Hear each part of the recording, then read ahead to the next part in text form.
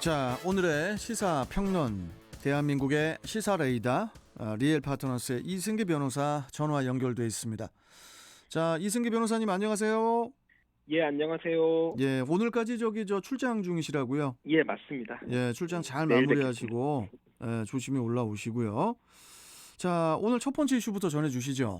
예, 첫 번째 이슈는 박영선, 오세훈 첫 TV 토론 난타전입니다. 예, 어제 29일에 그 박영선 더불어민주당 서울시장 후보와 또 오세훈 국민의힘 후보의 첫 TV 토론이 있었는데, 뭐 부동산 문제부터 또 무상급식, 또 박원순 전 서울시장의 성추행 논란까지 참 격렬한 그 공방이 이루어졌었는데, 이병께서는 어떻게 보셨습니까?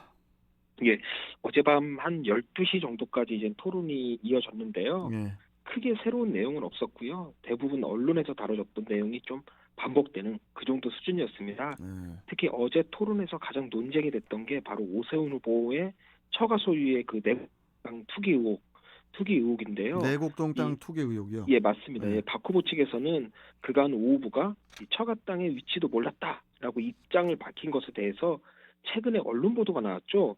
그 오 후보가 내곡동 땅 이 측량 현장에 입회했다라는 관계자 증언이 담긴 이 언론 보도를 증거로 내밀면서 이제 거짓말을 했다라고 의혹을 제기했습니다. 예. 이에 대해 오 후보 측에서는 해당 토지는 조상 대대로 물려받은 땅이고 노무현 정부 때부터 개발 계획에 포함돼 있었다. 그런데 이걸 마치 투기 목적으로 구입한 것처럼 몰고 간다면서 왜 사건의 초점이 식량에 갔냐 안 갔냐인지 모르겠다며 이제 반발을 했습니다. 사실 이 부분은 중요한 게 이제 처가 땅이 개발 계획에 포함이 되지 않았는데 오 후보가 부당한 영향을 행사해서 이걸 개발 계획에 포함시켰다. 이런 부분이 이제 논쟁이 돼야 되는데 사실 이 부분 보면은 처가 땅은 예전부터 이제 개발 계획에 계속 포함돼 있었다는 겁니다. 결국 이 투기 목적이라고 보긴 대단히 힘든데 결국 이제는 박영선 후보 측에서는 이제 거짓말 부분을 이제는 집중 부각해서 이제 도덕성에 좀 흠집을 내려는 이제 그런 목적으로 보이고요. 그리고 현 정부의 부동산 정책 실패에 대해서도 이제는 또 얘기가 나왔는데요.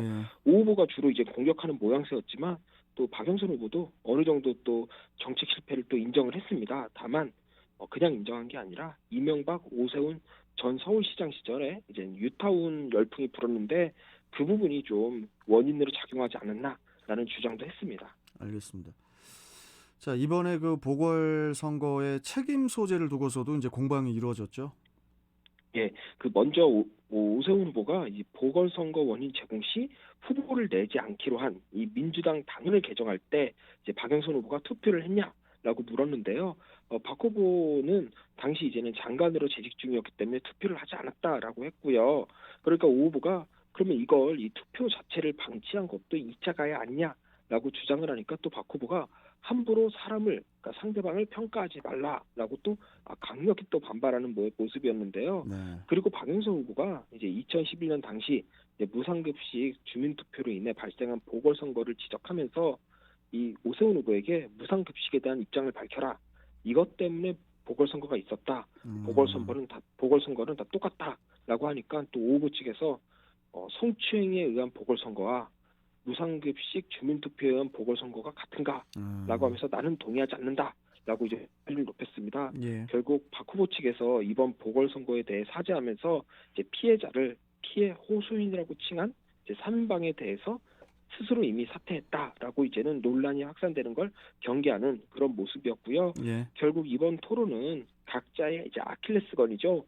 오세훈 후보의 경우에는 내곡동 땅 투기 의혹 그리고 2011년 시장직 사퇴 이 두 부분 그리고 박영선 후보에 대해서는 이제 박원순 전 시장의 성추행 그리고 현 정부의 부동산 정책 실패 이렇게 이 두 가지를 서로 주고받으며 이제 난타전을 벌이는 모습이었는데요. 예. 다음 토론이 또 오늘 예정돼 있습니다. 그런데 어제 토론을 보고 제가 느낀 거는 오늘도 같은 내용의 이제는 난타전이 반복되지 않을까 이제는 그렇게 우려되는 바입니다. 알겠습니다. 자, 다음 이슈 전해주시죠.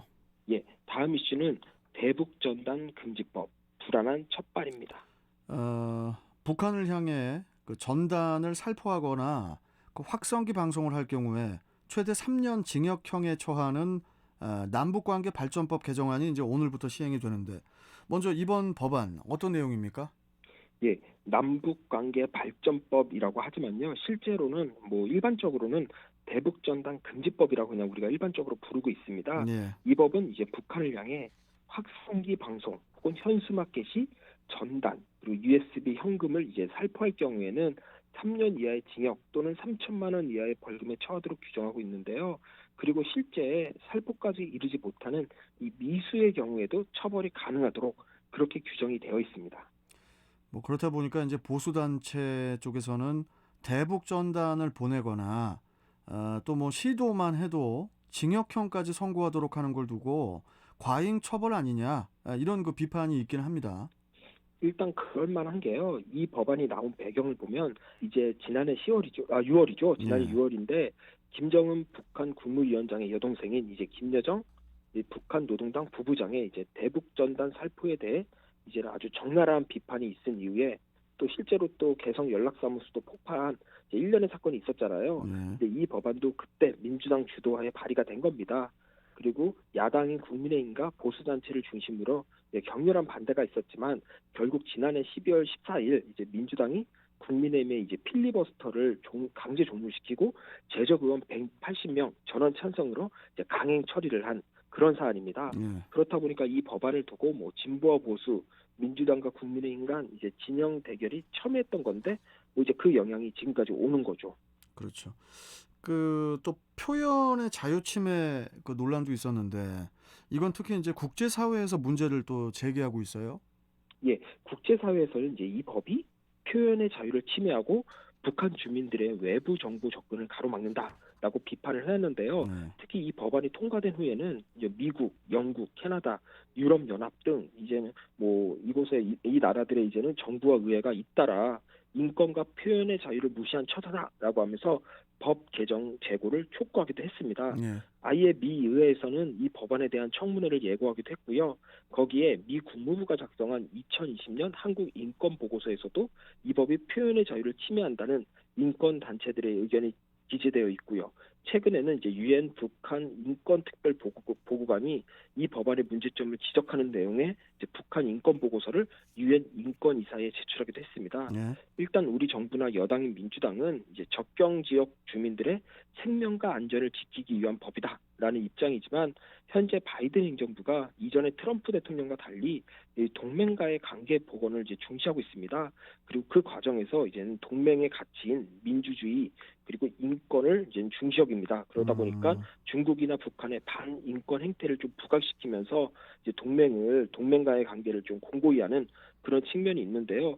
과연 이 법안이 그렇다 보니까 과연 이 법안이 어느 정도 실효성이 있을지 솔직히 의문인 게 현재 상황을 보면은 우리가 이 법을 시행한다고 해서 북한이 우리나라와 적극 대화에 나서는 것도 아니고요. 또 음. 최근에 뭐 대륙간 탄도미사일 발사로 오늘 이제 유엔 안보리가 소집될 예정인데 예. 한마디로 관계 회복의 기미도 없는 겁니다. 오히려 지금 분위기라면은 대북 전단을 살포한 사람이 징역형을 받거나 아예 뭐 재판을 받는다는 그런 사실만으로도 이제 국제사회의 비판을 받을 가능성이 매우 높은데요. 음. 외교적으로 상당히 부담이 될 것 같습니다. 그렇다 보니까 통일부조차도 이 법을 좀 유연하고 합리적으로 적용하겠다라는 공식 입장을 내놨는데요. 예. 이는 사실상 당초 입법 취지에서 상당히 이 정부의 의지가 이제 후퇴한 게 아니냐라는 분석이 있고요. 당장 오늘부터 이제 시행된 법안을 두고 벌써부터 정부가 이런 완화된 태도를 취한다면 결국 음. 이 법안의 운명도 뭐 결국에는 사문화되거나 향후 정치적 이해 득실에 따라 폐지 수순에 들어갈 가능성이 높지 않냐라는 그런 분석도 많습니다. 알겠습니다. 계속 또 지켜보고요. 자, 마지막 이슈 전해 주시죠. 예, 마지막 이슈는 수에즈 운하 운행 재개입니다. 대형 컨테이너선 그 에버기분호가 그 수에즈 운하를 가로막아 그 세계적인 물류 대란을 일으키고 있다는 소식. 저희가 이제 어제 우리 코너에서 이제 다뤘었는데 다행히 어제 29일에 그 해당 선박이 완전히 인양이 돼서 운하 통행이 정상화가 됐다고 합니다. 예, 수에즈 운하의 폭이 280m고 이 에버 기브노의 선체 길이가 400m인데 선박이 비스듬하게 자초되면서 이제 선수와 선미, 그러니까 배의 앞쪽과 끝이 모두 제방 양쪽에 박혀버린 이제 사실상 운하를 통으로 막아버린 사건인데요. 네. 그런데 어제가 이제 밀물로 운하 수위가 이제 2m 이상 대폭 상승하는 이제 골든 타임이었습니다. 그러니까 10척이 넘는 이제 예인선이 동원돼서 배를 끌어당겼는데요. 결국 배를 물에 띄우고 배의 방향을 물길의 방향과 맞추는 데 성공을 했고요. 뭐 결국 최종 인양까지 성공한 거죠. 결국 해당 선박이 자체 동력으로 이제 운하 중간에 가면은 이제 대기구역이라고 해서 그레이트 비터 호수가 있습니다. 예, 그 예. 호수로 지금 이동 중인데요. 뭐 그렇게 되면서 이제 운하가 뚫린 거죠. 쌍방향 운행이 이제 재개가 된 건데 뭐 다소 병목 형상이 있을 거기 때문에 지금 대기 중인 선박 전체가 통과하는 데는 한 3일에서 4일 정도가 소요될 예정이라고 합니다. 일단 뭐 기쁜 소식이기는 하지만은 그 지난 23일부터 어제 29일까지 그러니까 이제 약 일주일간 운하 통행이 중단이 되면서 발생한 그 막대한 손해액을 두고 그 책임 공방이 벌어질 것 같은데 좀 어떻습니까? 예, 이번 사태로 인해 뭐 컨테이너선, 벌크선, 유조선 뭐 이런 선박들이 최소 한 370척 정도, 70척 정도가 수에즈 운하 인근에서 이제 발이 묶였다고 합니다. 예. 이 대기하고 있는 선박에 실린 화물의 액수만 120억 달러, 하나로 약 13조 한 5천억 원에 이른다고 하고요. 거기에 이집트 정부도 통행료, 그러니까 수에즈 운하의 통행료를 받지 못하는 관계로 매일 1,400만 달러, 그러니까 하나로 158억 정도에 달하는 이제는 손해를 보고 있다고 합니다. 예. 실제로 따져보면 하루 약 90억 달러, 그러니까 한 10조 원 규모의 피해가 발생했다고 추산이 되는데요. 일주일로 환산하면 한 70조 원에 이릅니다. 보통 이런 사태는 이제 보험으로 해결이 되는데요. 일단 운행이 중단된 선박에 실린 이 화물의 소유자들이 보험사에 보험금을 청구하면 또 보험사는 에버기본의 선주에게 또 손실 보상을 요구하고 그러면 또 다시 이 선주는 자신이 가입한 보험에 의지할 수밖에 없는 그런 구조입니다. 그렇다 보니까 이제 손해액에 따라서는 이 선박회사뿐만이 아니라 보험사까지도 줄 도산할 가능성이 높지 않냐라는 가능성이 제기되고 있습니다. 알겠습니다.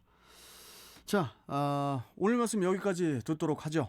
내일 또 뵙겠습니다. 고맙습니다. 예, 감사합니다. 자, 시사평론가 리엘 파트너스의 이승기 변호사와 함께 했습니다.